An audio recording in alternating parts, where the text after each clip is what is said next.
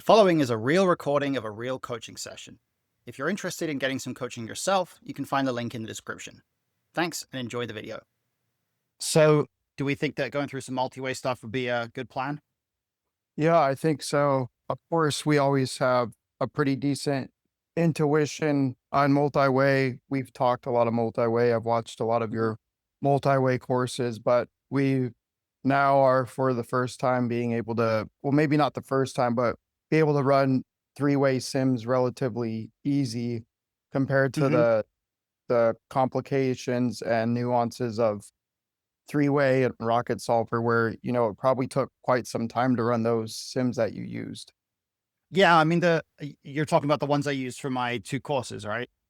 Correct. Yeah, so those ones, the thing about those was because a lot of them were cache orientated and a bunch of them were like 4, 5, 6 ways, like crazy stuff. The game trees for those were way bigger than the trees that I've run for a lot of rocket solver stuff with MTT ranges. So the stuff that you run with like if you run like a 30 big blind spot MTTs, right? 30 big blind 3-way, you can run that on rocket solver like with my like server that I have at home. It's not like super fast, but it's pretty fast.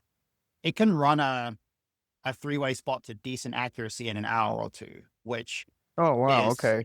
which is not like it's not that bad, but depending on how much abstraction you're okay with, like a lot of the time if you run stuff with Rocket, you have to kind of account for the later streets being slightly abstracted, right? So like you often use like a subset of turns or rivers, and so you kind of get like the strategies that it comes up with for turns and rivers are not like within the original sim that you look at. They're not that accurate unless you take the flop strategies and export them and run a separate calculation for the turn and like run each street separately. But the thing about now that we have Wizard is obviously it's so much faster. And even though there's a couple of things that I've spotted that there's a couple of turn and river things that I've seen in a few situations so far that particularly if you node lock the flop, it seems like it starts to get a bit confused. Like I ran a spot for a hand that somebody posted on Discord the other day, and like I node locked the flop to do some stuff, and then we got to the turn, and it was like I didn't really spend that long sorting through it, but it was like it wanted to jam certain hands that didn't seem to be getting called by worse, but also weren't getting folds from better, and I couldn't figure out if it was a card removal thing where like maybe it was actually able to get called by worse at enough of a frequency because it had very specific blockers or something. But there was some stuff that felt a little bit like, do I really trust this? And then there was another spot that I looked at where I went down a bunch of nodes deep in the flop and looked at like some crazy scenario where it goes like, bet, call, raise, call, whatever, like just a bunch of stuff on like a tripled flop. So like an ace flop. And there was one node where one of the players was mixing jams with some of their quads. And it was in a node where they were jamming with quads, but they were literally never getting called. Like the call off ranges were only quads. And so it was like, why would it mix jams when it can never get a call, right? Like, why would it Right. ever do that? Just win the entire pot right now, right? So my intuition about how I would handle using Wizards 3-way stuff is it's pretty good for getting a general idea of the overall shape of the strategies on the flop and like what the initial nodes look like. Do we have any donk bets? Like, do we have any raises against a certain player? Things like that. And then proceeding through the streets and seeing how turns and rivers look when you keep the tree fairly simple and you keep the tree pretty manageable. It's pretty good for that stuff.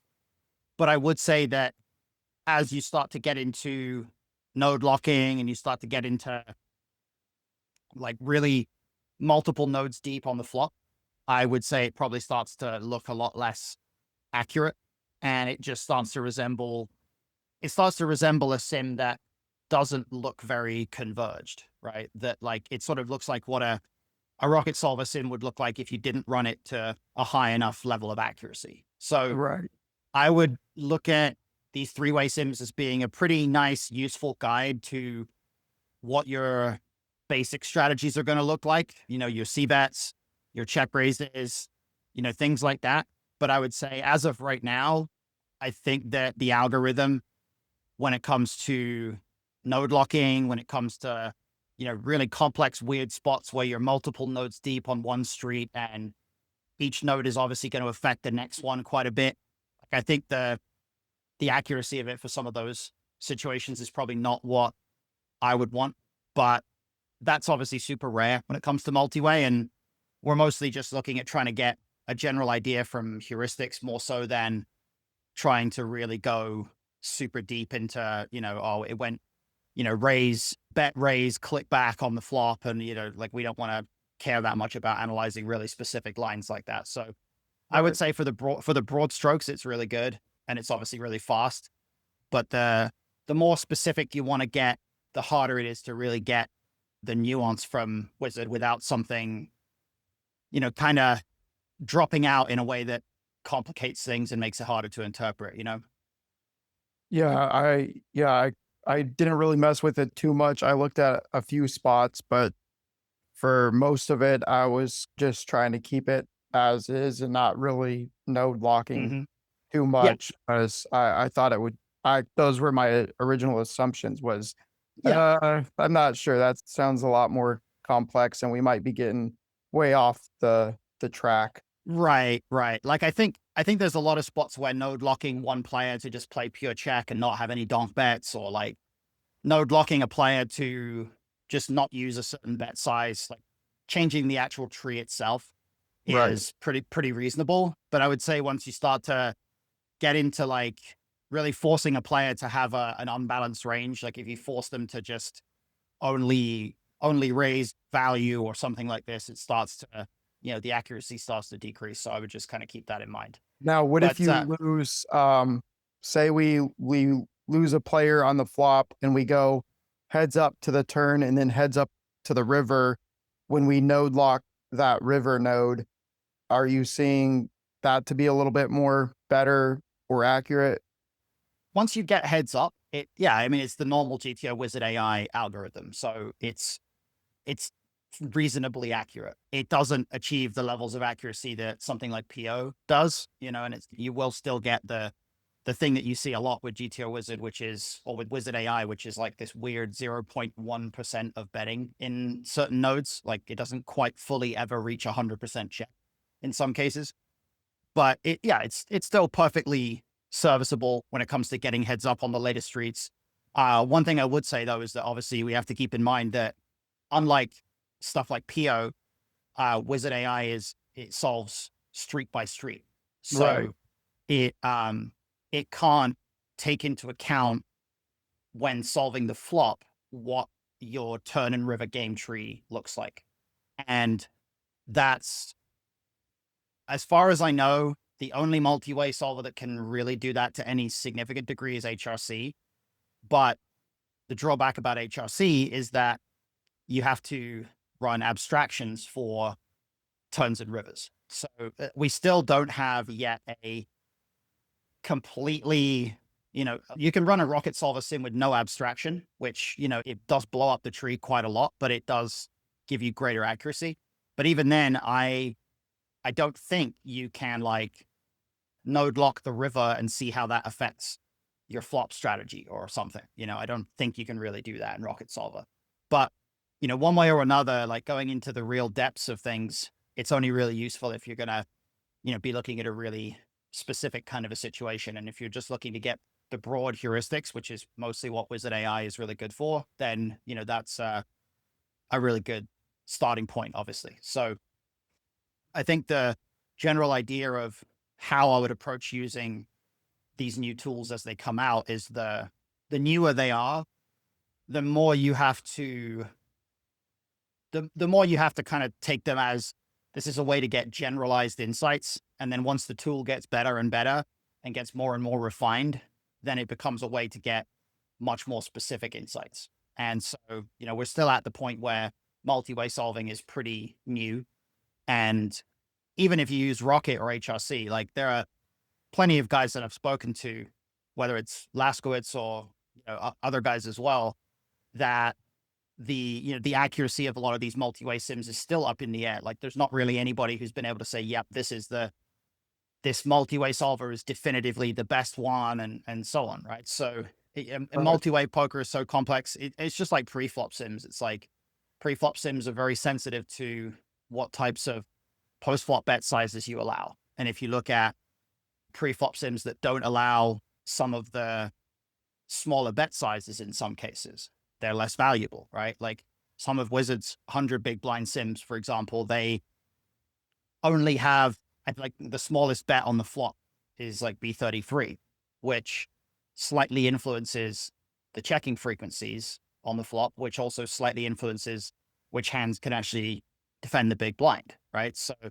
there's all sorts of things there that, we have to keep in mind about how the game tree operates and where the connections are. But, for the most part, like I say, just to get a broad idea, Wizard AI is really good, and it's fast, it's easy to study with, so I certainly think there's a lot we can get from looking at some general ideas of how certain spots play out 3 ways and how we're building strategies.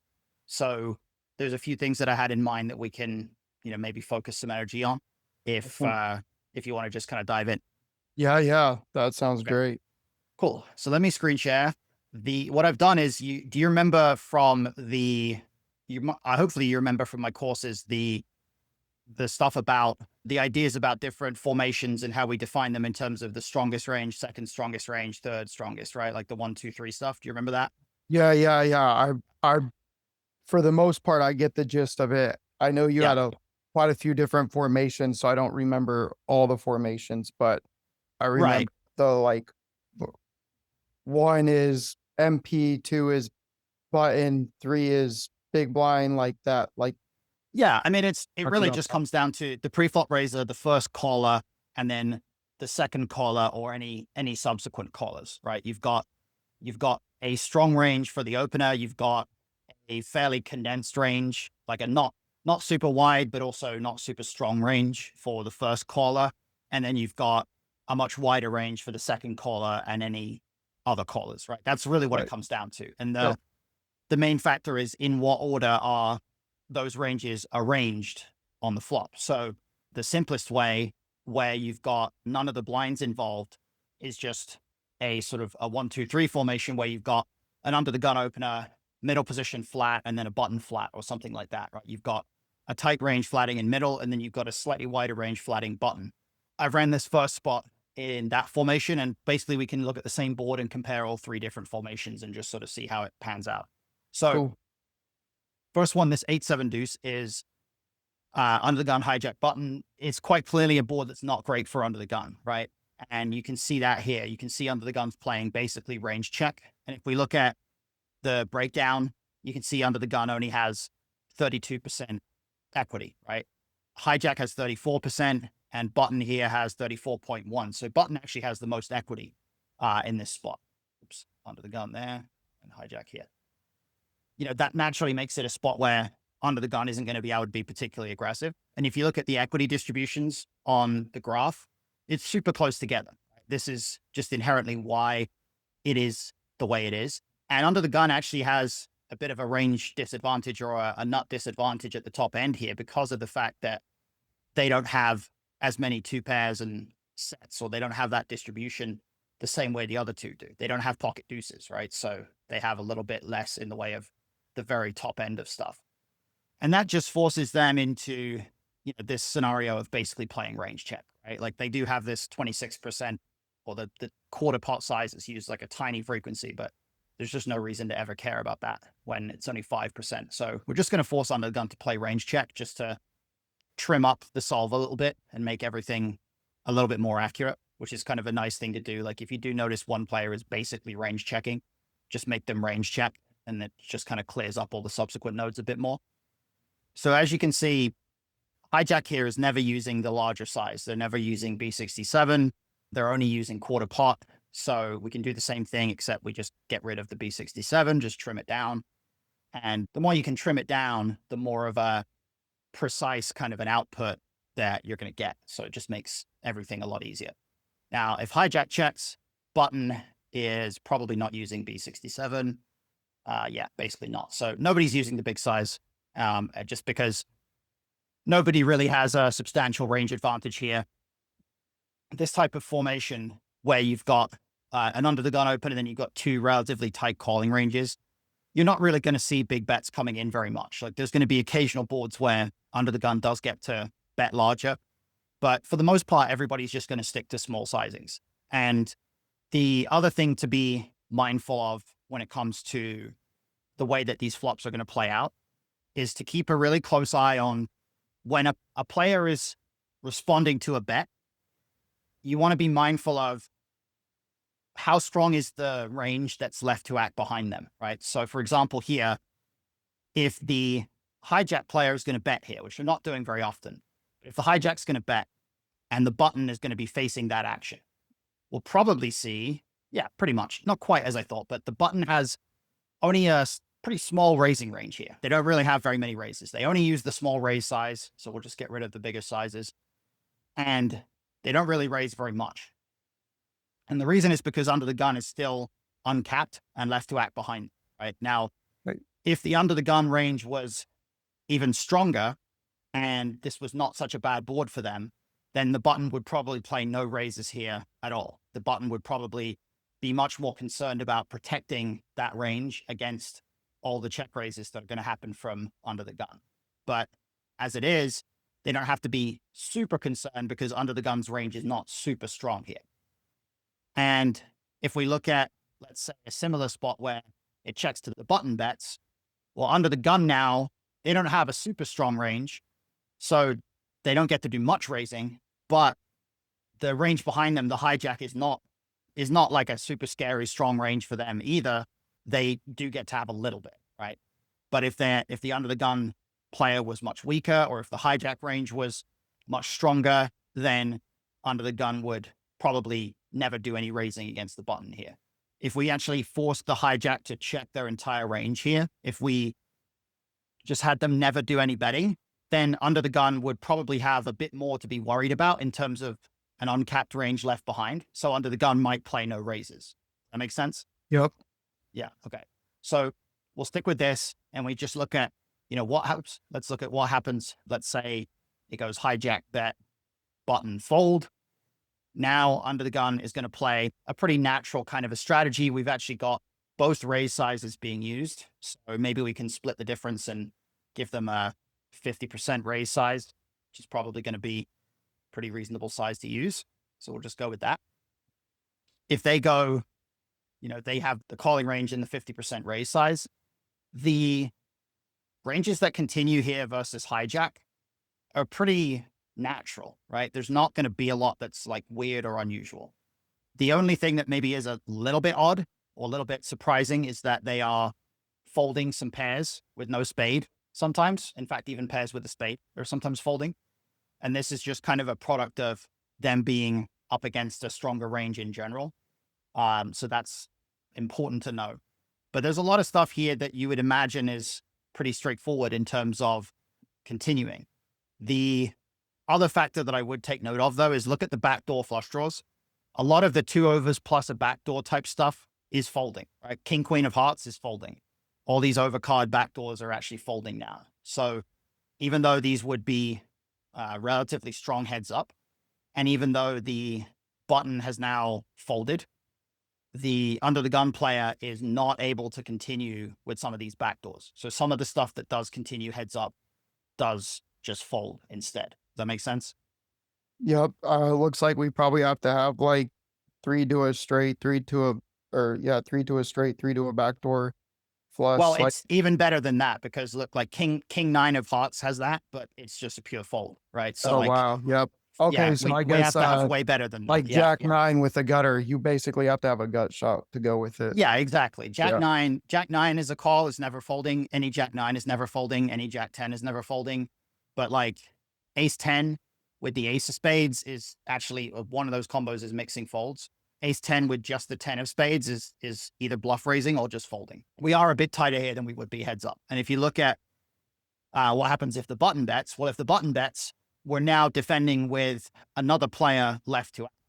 You know, on the first side is like the button is going to be able to bet with a slightly wider range, slightly more aggressively than the hijack. But we obviously have to worry about hijack still being left behind. So as you can see, 5s through 3s still folding. All that stuff that we just talked about is still folding. So our continuing range here is actually pretty much the same against the, like, we're continuing a pretty similar range against the button with the hijack left behind to act as we are versus the hijack after the button folds. So in those two cases, you know, on the one hand, we're heads up against the slightly tighter range, which is the hijack because the button's already folded, or, you know, we're still 3-ways, but we're up against a slightly wider range from the button, which, you know, both of those things average out to, there's still quite a lot of hands that can continue here. We're still continuing about half the time, but it's approximately the same kind of a continuing range. Does that make sense? Yeah, I think our raise frequency just goes up a lot more. Yeah, exactly. When we're still heads up, also when we're left heads up, like when we're no longer 3-ways, we can raise way, way more. Right. And that's a product of the hijack actually being able to bet, you know, probably more than what you might expect here. There's a lot of hands that are betting here that, you know, may not be super obvious bets. Like they're kind of mixing everything. And there's a lot of players out there who are just, there are certain hands here that they're just not going to mix bets with, right? If we look at, let's say, the stuff that is betting at some frequency, Yeah, like people are 7-6, like 7-6 is right. probably not like some Yeah, of these people little are, pairs. yeah. And then stuff like ace jack, you know, we've got like, there's some spade draws there, but like jack 10 of clubs, you know, like there's just a lot of mixing going on. And the only stuff that's really pure check is the stuff that just basically doesn't have any real interaction with the flop. So, or you got, I guess we've got a low gut shot here, but like the stuff that has clubs or diamonds predominantly. And then also, where was it? Stuff that has clubs and diamonds, and then stuff that has like high card hearts that really doesn't want to get check raised. You know, stuff that would have to fold to a check raise, but still has plenty of equity, like ace queen, ace king. A lot of that stuff is high frequency check. Ace 5, ace 4, ace 3. You know, those are pretty much some of the weakest stuff in our range. So it kind of makes sense that they would check. They actually have, what equity they have? Yeah, they're like the bottom of our range with like 12% equity, basically. So that's kind of how this formation is going to play out on this board. If we were to change the board texture, let's just run like a different one here. Probably have to rebuild the tree here. I don't know if it's going to just go back to the default. I think it's going to run it again with no C betting, but it's going to take a bit longer than usual. Oh, it does put the sizes back in. Okay. So 995. Now, obviously, immediately we have way more bets on this board, right? Like it's pretty obvious that this board is not as bad for under the gun as the previous one, but you know, naturally, they're not going to be able to bet super aggressively. If they check, hijack still using B25, button still using B25. So just nobody using the big sizes here. Button getting to bet quite often, but all 3 players have some degree of trips here. If you look at like strong hands, that's button under the gun versus hijack. So under the gun has 4.9% trips. Hijack has 3.3. Button has 6.8. So, you know, button has a little bit more trips than anybody else, but obviously under the gun still has, you know, about 10% overpairs here. So they're still able to bet that small size with those overpairs. If we look at what happens when they actually do bet, hijack is pretty much going to play call or fold. And this is kind of what I mentioned earlier, that the hijack does have to worry about the fact that the button's range left to act behind them is still pretty strong. So they're not really playing a lot of raises. They're basically playing none. And they're also doing some folding with hands that might be a bit unnatural to fold heads up. Like they're folding some ace queen, pure folding ace jack, folding most of their deuces through 4s. They're folding, you know, stuff like overcards with backdoors, although they're mixing some of those. And this is where it gets a bit less accurate, right? Like they're just basically mixing all their king 10 here, which doesn't really make a ton of sense. So they are continuing relatively wide, you know, 60% of the time, but they're still, favoring the types of hands that we would expect them to favor based on playability and the opportunity to improve. And then button facing c-bet, they now have some raises, which, hijack didn't have. So button now doesn't have to worry about the hijack. So they're going to be a little bit more willing to put money in the pot by raising. And they're not really folding ace queen, but it's still somewhat close. And then they're also peeling with a lot of these overcard backdoors too. But they're also folding some fours through deuces. So again, just low pairs, not in great shape against under the gun here. So kind of how the c-bet defense is going to look like. And then if under the gun checks and hijack bets, now button really does play pure check, or sorry, pure call, right? They basically never raise here. So this is an even better example of they just play call or fold. If they do fold, under the gun is once again going to be able to do quite a bit of raising. In fact, they play almost as much raising as they do calling here. This raise 67 here, quite common. Yeah, and then they're favoring the bigger raise size too. Yeah, exactly. They're favoring it to sort of target a lot of, well, actually, we'll show you what they're targeting in a second. Where are we? So we're favoring raise 67. Probably like the pocket jacks and tens and well, they're not getting folds from those. It's 8, 7, 6s, right? So it's I meant for value, I guess, but yeah. Oh, right, yeah, but like indifferent, right? We're using the value portion here is like a 9, kings, queens, some aces. That's basically where we're going for value here. And yeah, we're targeting those middle pocket pairs for indifference. If button calls, this is where it gets kind of interesting. If it goes hijack bet, button call, look at what under the gun's doing. They play almost no calls here, like very, very few calls. Why do you think this is? Ooh. Well, now we're just, man, I don't know, because I was actually going to say we should have quite a bit of, we might have some calls because we're closing the action. We don't have to worry about people behind us raising, but at least for our value, well, yeah, so it looks like our trips are basically pure raising. Our overpairs are pure raising. So I would have to guess that because we're continuing with such a strong range and we're going to have a high likelihood of being called by at least one player, and we kind of want to take over the incentive on later streets, or, quote unquote, have action first on later streets instead of calling and default checking to the aggressor type of thing. Okay, doesn't have a lot to do with that, because if you think about it through the solver's eyes, like the solver, there's no such thing as initiative in the solver, right? So if the solver was to call with a range that was super strong and not have the initiative, so to speak, it would just start donk betting the next street anyway, right? Like it would never, the solver would never like force itself to check in a spot where the range didn't dictate that was necessary, right? So it's not really that. It's actually just a lot to do with the fact that the button's calling range in the middle is going to be, it's a bit like when you get a pre-flop open and then a flat from middle position or something, right? It's not that there's no benefit to being in the big blind and calling and closing the action.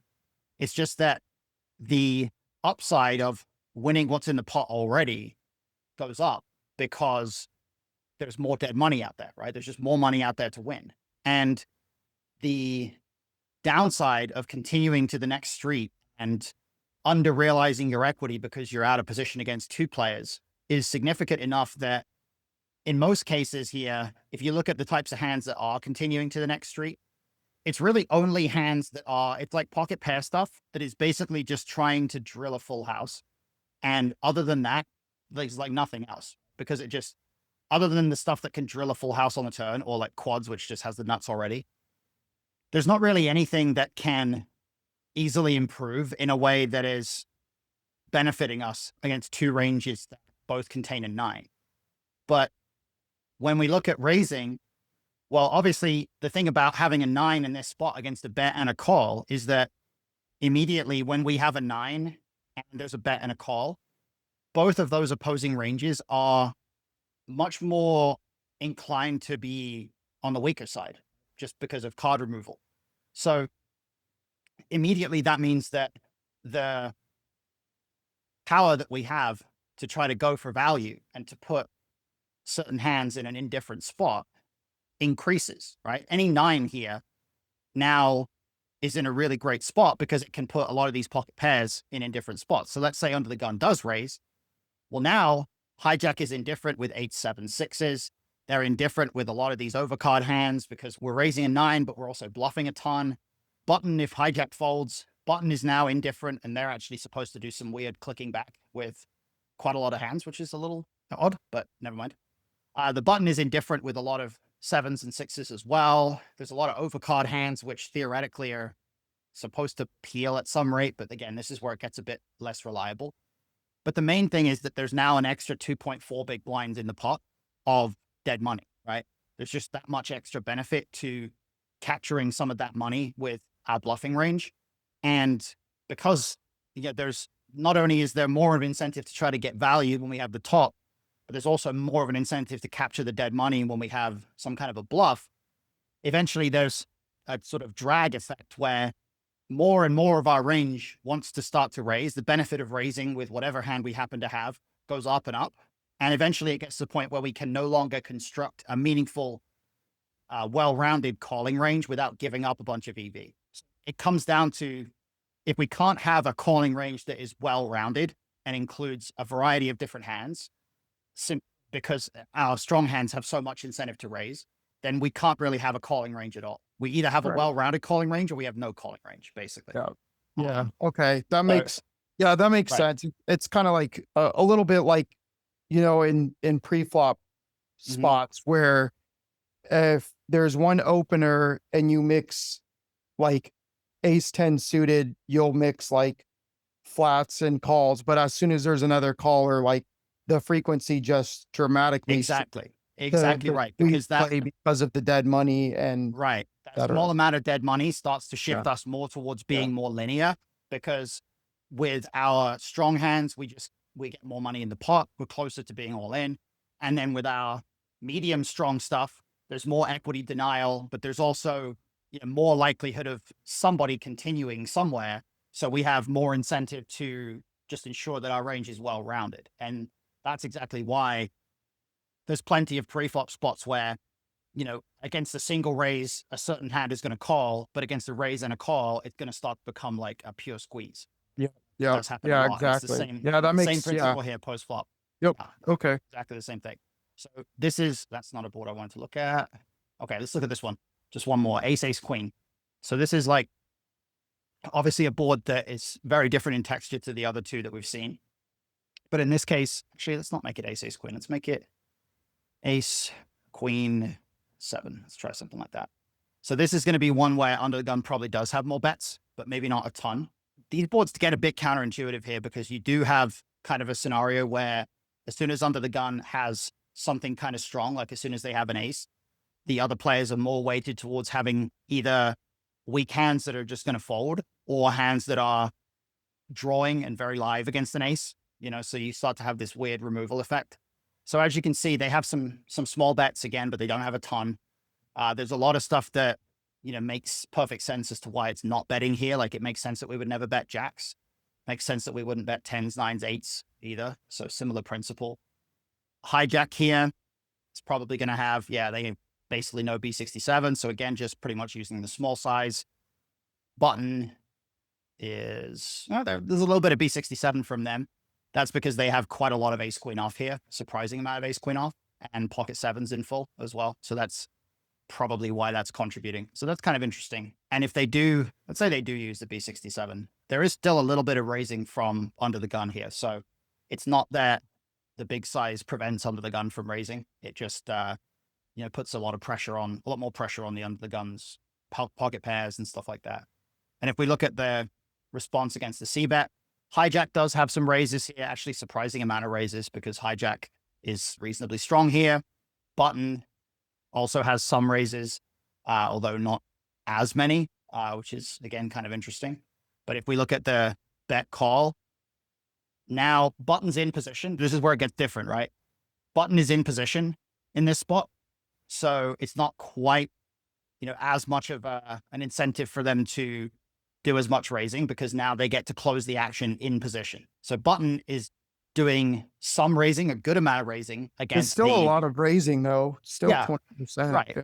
So it's the same effect. It's just if we looked at, let's say, hijack bet, button call, oops, now under the gun is basically never calling, right? Or at least tiny Right. frequency of call. Yeah, we're going back to that heuristic that we Right. outlined. From out of position, we do a lot of raise or fold in these situations. And from in position, we still do a lot of raising, but we also have some calls here. And then there's a lot of stuff here that maybe is not super intuitive as far as us just folding it, right? If you look at like ace 10 of spades is like heavy frequency fold. Ace 6 and below, like basically pure fold if they don't have hearts. So there's a lot of stuff here that I think people are not folding that they should be. And then also stuff like Jack 10, like Jack 10 of spades or clubs is mixing a lot of folds. So there's just pretty limited incentive to continue when we've got the button already in the pot. And whichever way we continue, we're going to be out of position 3 ways on the next street, right? Damn, So, everybody sucks at multi-way pots. yeah, exactly. Exactly right. Yeah, that's pretty much what you discover the more work you do with these things for sure. So let's look at the second formation. This is the big blind low jack button. So this is like a 3-1-2. This is like the most common multi-way formation. Big blind is out of position. Low jack is the pre-flop raiser. Big blind has no donks on this board. Low jack has some bets using both sizes, but not very often, right? It's still not a particularly great board for them. Button is very much in a good spot here, though. They get to bet slightly more than half their range. And with the big blind in the pot here, you can really see a lot of the dynamics in terms of how they work. Because look at this. Big blind definitively plays no raises here, right? This is one of the few spots where it just immediately converges to 0 raise. They have to worry about the low jack still being left to act behind. Low jack is checking 3/4 of their range, so they still have tons of hands that can raise. So the big blind, that they have 2 things going on here. The first thing that's going on is when the big blind has strong stuff, that stuff has an incentive to allow the low jack to raise more often, right? Because, you know, big blind calls here, low jack is going to raise 31% of the time, 35% of the time or so, and they're never going to call, right? Low jack is playing almost exclusively raise or fold here. So the big blind's strong stuff has a big incentive to let that raise happen. The big blind wants to let that raise come in. Now, if you're playing like more low stakes where you're not really going to see that, are you going to completely exploit and just kind of like, all right, I'm going to just raise my strong stuff now because well, this is the never thing that going to. this is the thing that you can test with node locking to some extent, right? So if I node lock low jack here and I say, okay, low jack is going to always bet every overpair plus, basically, I'm just going to force them to bet 25% with every 2 pair and overpair. And then we're going to hit apply. We are now going to see low jack. I mean, their strategy is going to become a lot more aggressive on flop because they naturally are going to have to add bluffs as well once they're betting a lot of stronger stuff. But if the low jack now is betting a lot, and then when they check, they can never have an overpair, they can never have a set, etc. First of all, the button gets to bet more aggressively and they get to use the big size.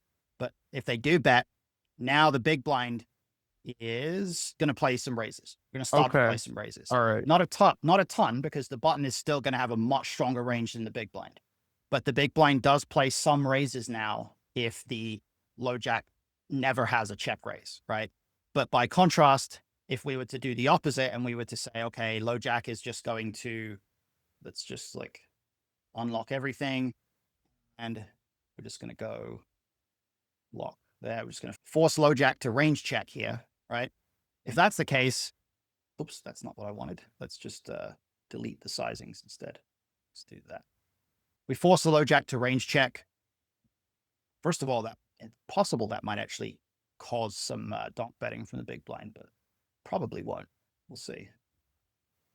A tiny bit of donk betting starts to happen, so I'm going to get rid of that. Yeah. So we're just going to get rid of the donking just to make sure that we don't overcomplicate things. But let's say both players range check to the button. Button now has to slow down a bit right? They're betting less than half the time. But if big blind faces the bet here, again, no raises, right? 0 raises, because now if they call, low jack is even more unprotected. And low jack actually has a bit of some overcalls here, but you can kind of see that it's mostly just stuff that's like, it's kind of taking the good price and like trying to bink something on the turn, right? It's like an 8 that's Now, just like trying to bink an 8. You know? do like hover over king, like king 9 suited, ace 9 suited, or maybe Pure not fold. ace 9 suited, but can you node lock the low jack to flatting some flushes and see if that changes the big blind to raise a little bit more? Okay. I mean, we're starting to get to the level of complexity now where the sim is going to become a bit less reliable. Okay. All right. And I don't want to go too far into node blocking Yeah, yeah. today, I just because don't like, like think so many players are just gonna be like, yeah, oh I shit, like completely I'm agree. gonna call. What we can do is we can just say like, oh, we're just going to up their calling frequency to like a bunch more, Oh and yeah, there you go. That just like, works. just change the frequency. So, now, and then we're going to have like raise, the large raise is going to be 0. So we're going to have them raise quite a bit, but not super often. And maybe we're just going to go up even further with like 50% call, right? So just like once the big blind calls, low jack is going to call 50% of the time. So I'm just going to, all hands are locked right now, I think. Should be good. Oh, no, it didn't work. Okay, that's annoying.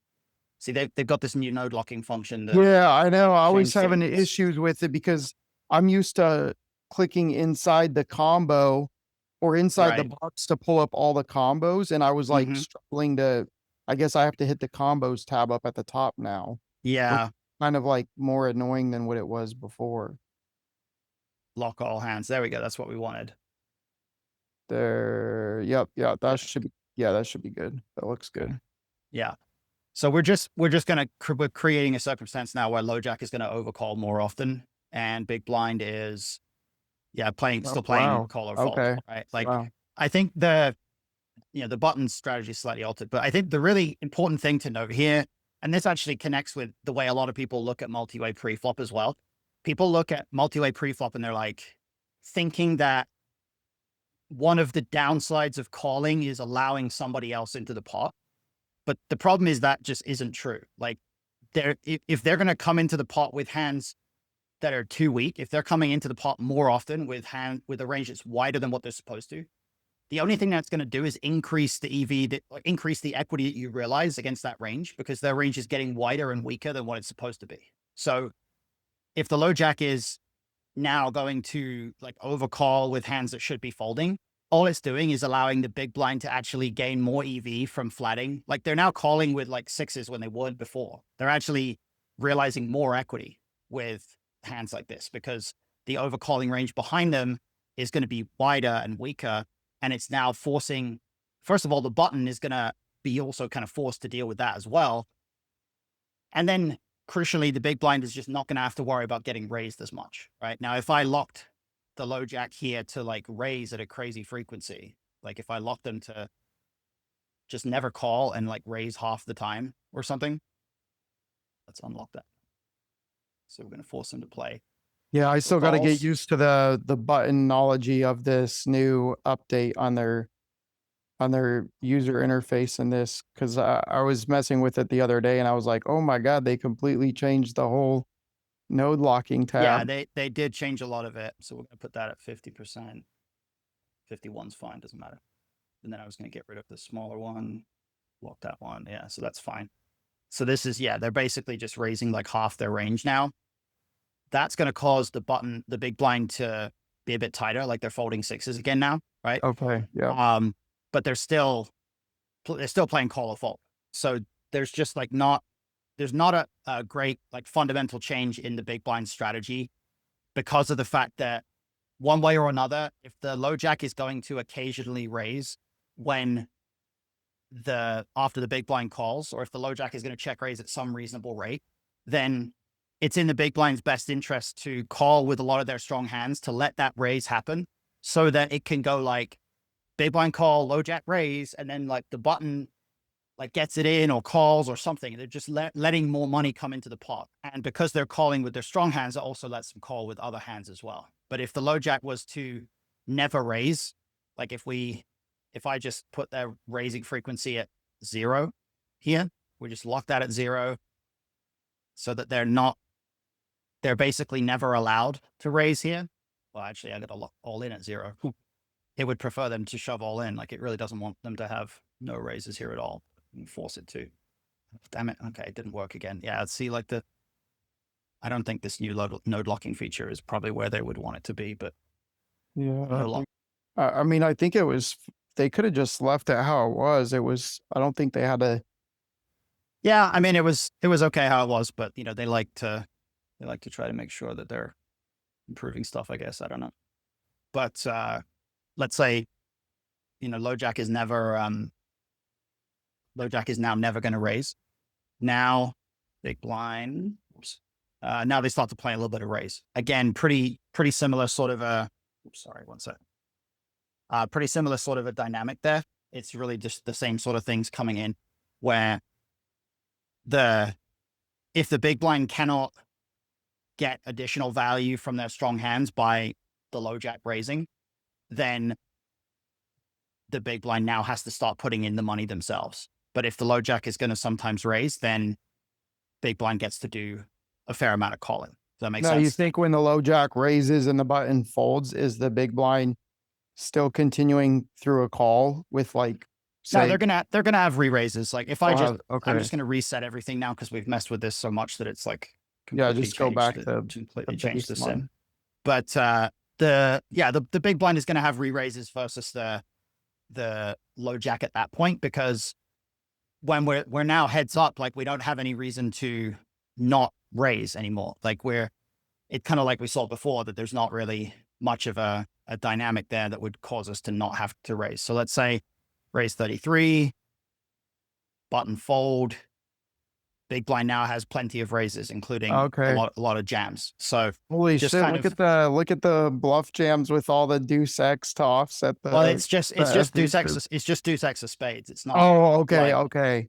Yeah, like which is funny because a lot of times you see pair with flush draw. Well, it depends on the node, but a lot of times you kind of call that one and raise your right. But one. I say, everything changes multi-way. Like there's just a lot of stuff that's different here. But yeah, we got plenty of raises here.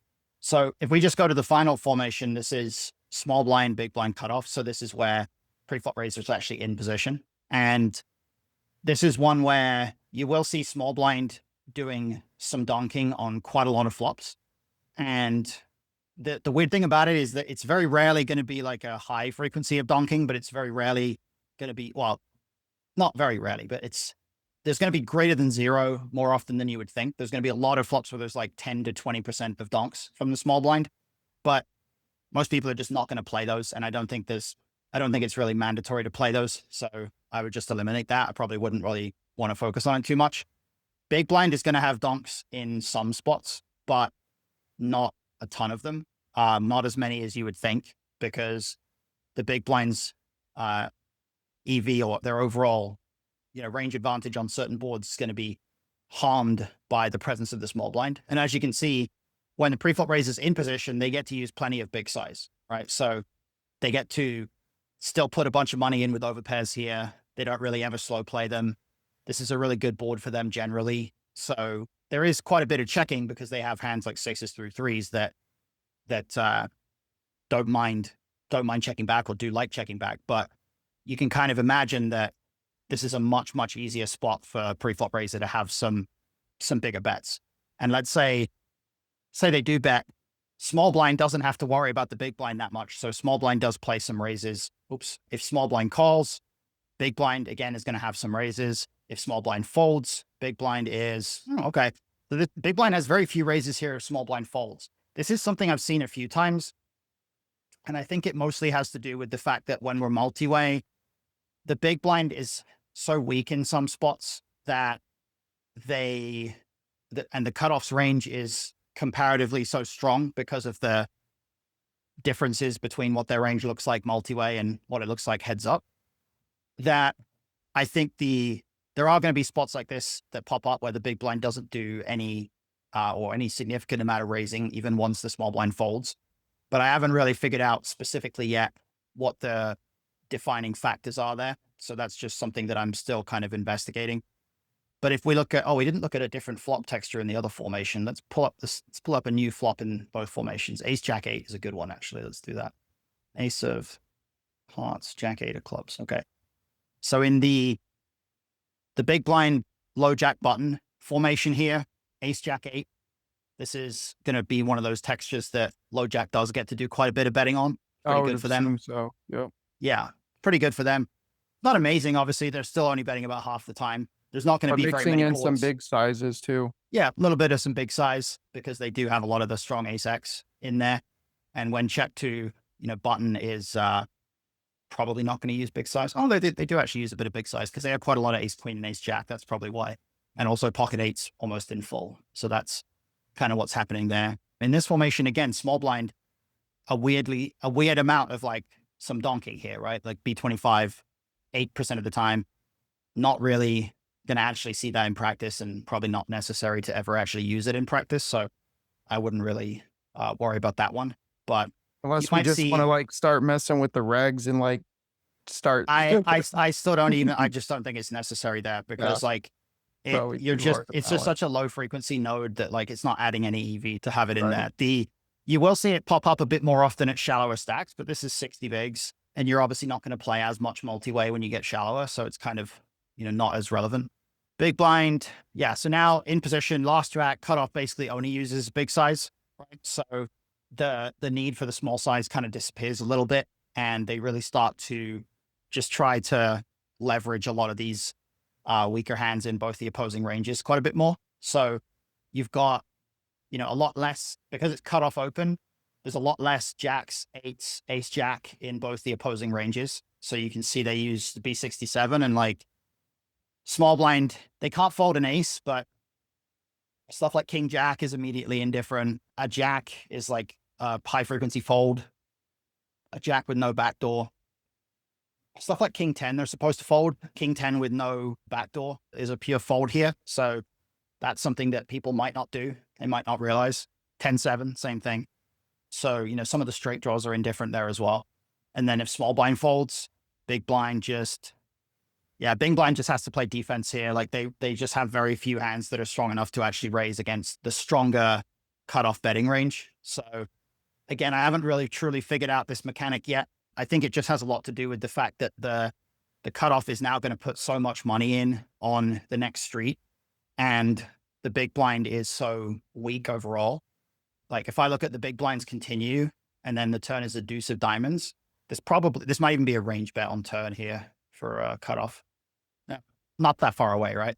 Cutoff gets to just like take a ton of hands and just 2E for 80% on turn here against the big blind. And so this is going to be something that does come up quite often here as well, just from being in position. In fact, you'll even see that if it goes call, like there is a low frequency of overcalling in the big blind here because they're just taking certain hands and just like trying to bink, right? Like they've got like a king high flush draw. They're just trying to make a flush. They are folding a queen high flush draw sometimes though, like queen 5 of clubs is folding, which is interesting. So let's say it goes call, and then the turn's a deuce. This is probably going to be way more aggressive than you would expect. Turn deuce of diamonds, small blind check. Oh, small blind actually, that's interesting. Whoa. Small blind has so much ace X that they get to do a bunch of donking here. That's kind of what's happening here. Small blind check, big blind check, cut off. Yeah, I mean, like they're betting 2/3 of their range for B75 or B40, and you can see like stuff like ace 5 is just like high frequency bet, pretty clear value bet, just because they're up against two ranges. But if you look at the equities, something like ace 5 has about 50% equity against two opponents, which is that's pretty good. Yeah, really good, right? Yeah. It's kind of a card removal thing. The big blind still is pretty weak. The small blind is a little bit more capped. Last to act 3 ways on the turn. There's a lot more opportunity for aggression than most people would think. And you can see stuff like any 8 is just like blasting off here because it just has such good blocking power over a lot of the 2 pairs and sets and stuff. That's funny because this heuristic actually is coming over from, like heads up spots in this spot, like similar to button raise and big blind defense, and you get like the ace king 7 and buttons just like taking all its 7x for 3e, or depending on how deep you are, like a lot of overbets and Yeah. the Yeah, that certainly is a thing that pops up pretty often. And this is this is another kind of an example of, just a situation where you've got like the third pair that can't really realize equity that well, can't really, after it gets called twice on the flop betting big, it can't really ever win at showdown. Like it has, in terms of equity here, it has the queen eight has like 18% equity, yes, right? yeah, very But it much. has really good blocking power because, let's say if we look at the blockers here and we sort by, oh wait, that's not what I wanted. We want bet 75. So yeah, wow, this is the impact of card removal. When we have the ace of clubs, the small blind folds to our turn bet 12.67% of the time more often. When we Wow. have an eight, they actually fold. Oh, that's kind of, where's an eight? The eight of clubs isn't out there. That's why the eight of clubs is already on the board. Uh, When we have an eight, it's actually kind of neutral, which is interesting. The big blind, when we Big have an blind, eight, maybe it goes up a little bit more, or no, it's 0. actually pretty neutral. It's pretty neutral. But yeah, again, the Still ace the of ace of clubs. clubs. If we have the ace of clubs, we get a fold 12% more often from the big blind, small blind, and 11% more often from the small blind, which is why if we were to look at filters for offsuit hands with a club, ace of clubs is just like a pure value bet here. Pretty much every single hand that has the ace of clubs in it. And then, suited, obviously ace X of clubs, other than ace 5 and ace 3, which are just trying to make sure that the other flush draws don't fold. Like we don't want to bet here and have a weaker flush draw fold. Everything else that has the ace of clubs is just betting because obviously we have a ton of equity, but we also just have like insane fold equity when we specifically have that card. Does that make sense? Yep. Yeah. So obviously there's a ton to go into from, from all these different spots, but this is just a bit of an intro. And maybe between now and next time, if you want to think about some specific types of situations that you're curious about, we can start to dig in a bit more depth and, figure out what some of the heuristics are that would be most helpful to you in the games that you're specifically playing. Just because I know you're playing a lot of multi-way in your cash environments, and that might be a good thing to work on. Yeah, yeah, of course. Multi-way has always been interesting for me. So Yes. this is basically a new like pool to dive in of learning, kind of like Yeah. got my learning spark back, where when I first started studying solvers heads up, I was just so intrigued by solving the Hmm. puzzle per se, Right. and now Hmm. it's like, oh man, now I haven't really got to solve something in a long time from baseline. Of Sure. course, I'm still solving heads up, but a lot of heuristics and baseline stuff, I've learned a lot of that already, but now it's like multi-ways this new thing to look Yeah. at. Yeah, exactly right. So that's a good thing to be digging into for next couple sessions. And like I say, if you have anything that comes up that you think is a specific avenue that you want to dig into, then just let me know and we can, make an effort to focus on that. Yeah, for sure. Yeah, if there's any spots in the games or the tournaments, I'll be sure to write them down and try to Cool. go through some hand histories to see if there's some interesting ones to look through. Sure. Sounds good. All right. Well, I'll drop you a message on Discord and we'll organize next week. But otherwise, let me know and good luck for the meantime. Awesome. Appreciate it, All Matt. right. No worries. See Yep. ya. Later. Bye.